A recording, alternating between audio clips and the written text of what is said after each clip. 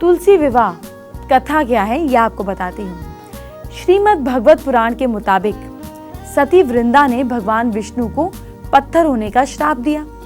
श्राप से मुक्ति पाने के लिए भगवान विष्णु को अपने शालिग्राम स्वरूप में तुलसी से विवाह करना पड़ा था।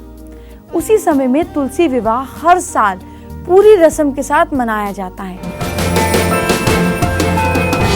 तुलसी विवाह आपको क्यों मनाना है ये तो मैंने आपको बता दिया, लेकिन कैसे मनाना है ये भी तो मैं ही बताऊंगी। तो अब आपको बहुत ही सिंपलेस्ट तरीके से समझाती हूँ कि तुलसी विवाह की सही पूजन विधि क्या है।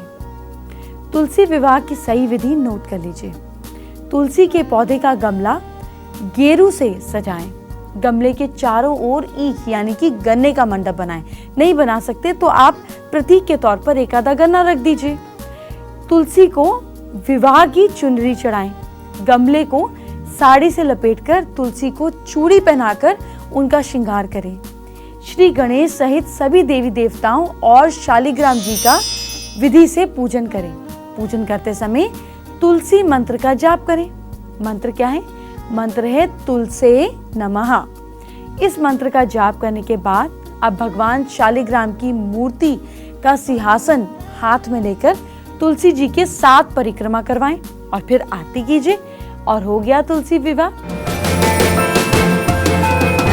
फिर से बात करते हैं आपके कल की, आपकी राशि की। हमने उसको भी तो बेटर करना है, लेकिन इससे पहले आपको बताती हूँ कि व्रत आपको रखना कैसे है। पूरा दिन अगर आप पानी पर रहते हैं तो ये हार्मफुल हो सकता है।